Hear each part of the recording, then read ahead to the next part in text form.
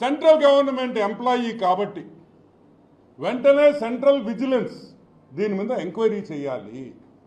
విజయసాయి రెడ్డి దగ్గర, విజయసాయి రెడ్డి ఇంట్లో Google takeout ద్వారా ఇతను నిజంగా మదన్ మోహన్ గారు అక్కడికి వెళ్ళారా లేదా, ఆయన చెప్పిన టైంలో ఆయన ఇంటికి వెళ్ళాడా లేదా, ఆయన అక్కడి నుంచి వైజాగ్ వచ్చాడా లేదా అనే పూర్తి విషయాలు ఈ ఎంక్వైరీ చేస్తే బయటకు వస్తాయి.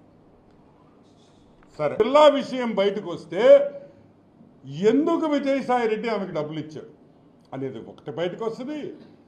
ఏమేమి పనులు చేయించుకున్నారో వైజాగ్లో, ఏ ఏ ల్యాండ్స్ దొంగతనం చేశారనే విషయం కూడా అన్నీ కూడా బయటకు వస్తాయి.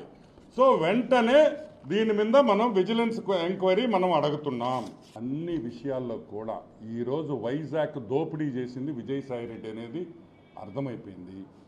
1,60,00,000 ఇచ్చిన ఒక మెంబర్ ఆఫ్ పార్లమెంట్ చెప్తుండేది, ఒక సెంట్రల్ గవర్నమెంట్ ఎంప్లాయీ, ఒక మెంబర్ ఆఫ్ పార్లమెంటు 1,60,00,000 రూపాయలు ఒక సెంట్రల్ గవర్నమెంట్ ఎంప్లాయీకి ఇచ్చాడంటే అతను వెంటనే అరెస్ట్ చేయాలి. సిబిఐ ఎంక్వైరీ అడుగుతున్నాం.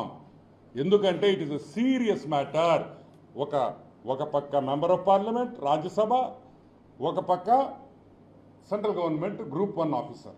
ఒక గ్రూప్ 1 ఆఫీసర్కి 1,60,00,000 ఇచ్చాడని ఆ గ్రూప్ 1 ఆఫీసర్ ఒప్పుకున్న తర్వాత ఈరోజు విజయసాయి రెడ్డిని వెంటనే అరెస్ట్ చేసి సిబిఐ ఎంక్వైరీ చేసి మొత్తం ఒక 2 లాఠీతో 2 తగిలిచ్చేస్తే అన్ని విషయాలు బయటకు వస్తాయని కూడా నేను మనవి చేస్తున్నా.